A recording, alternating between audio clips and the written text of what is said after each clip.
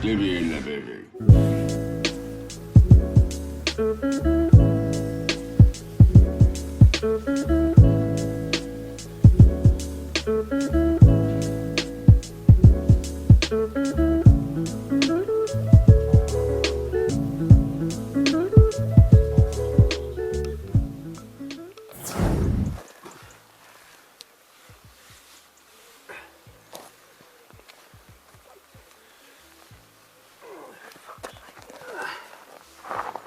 Hi, Divvy and the Bivvy here. Back on the venue again. The water is incredibly low. It's amazing actually, because then you can actually see what you're fishing into when the water's high, and the amount of rocks and boulders, as you can see here.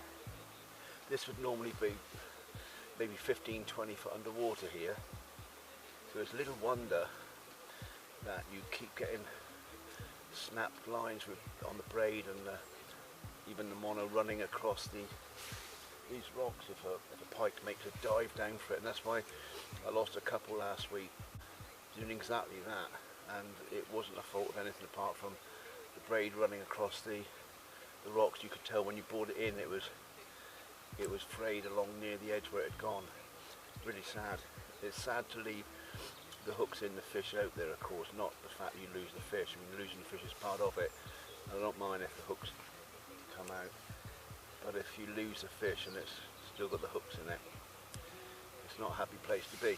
Anyway, today I've got 3 rods out, as I did the other day, and I've got one out about 30 yards straight out, one about 40 yards out to the left, and one about 30 yards again to the extreme left. I'm not sure what the depth of the water is here, to be honest, but I think it's reasonably deep, judging by the gradient of the wall here and the gradient here. Got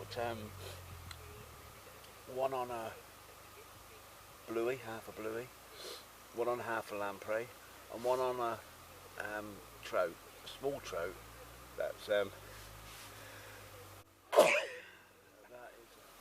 popped up.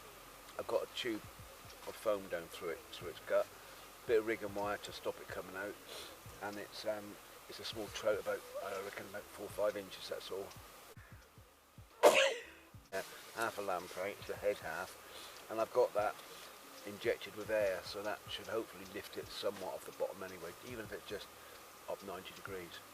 The half a bluey is on the bottom. So I got here about 5 o'clock.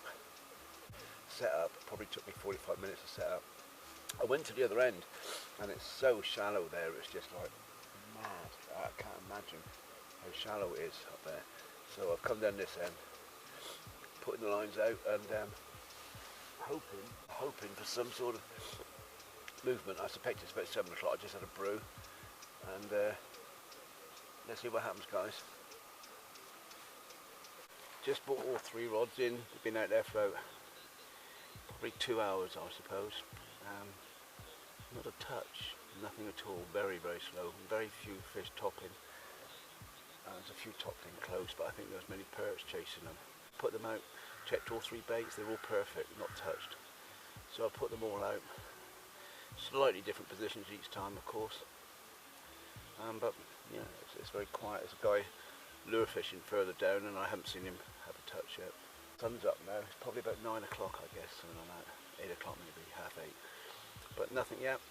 But it's a waiting game, isn't it? At least I'm not sneezing. That is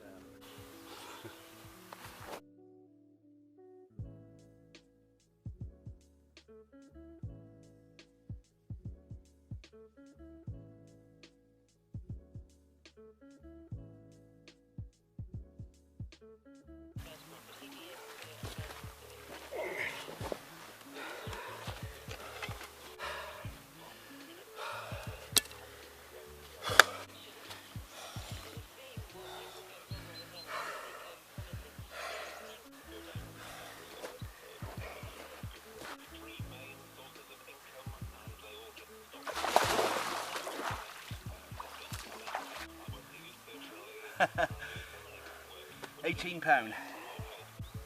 £18. Nice pike, very nice.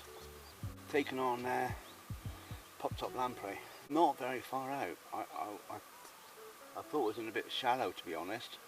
I kind of miscast, as you often do. I left it, and yeah, sure enough, off it went. Hooked in the back of the throat, but I got the hooks out okay. Cut me up a little bit. Nice fish, good fight.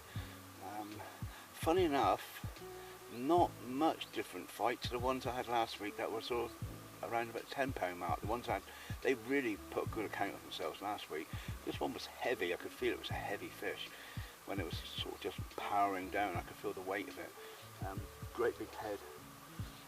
Nice fish, £18.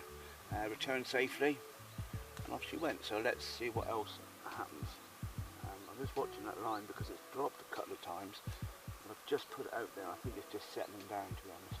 Yeah, £18, happy with that. I suppose it's, I don't even know what time it is. I suppose it's about midday, to be honest.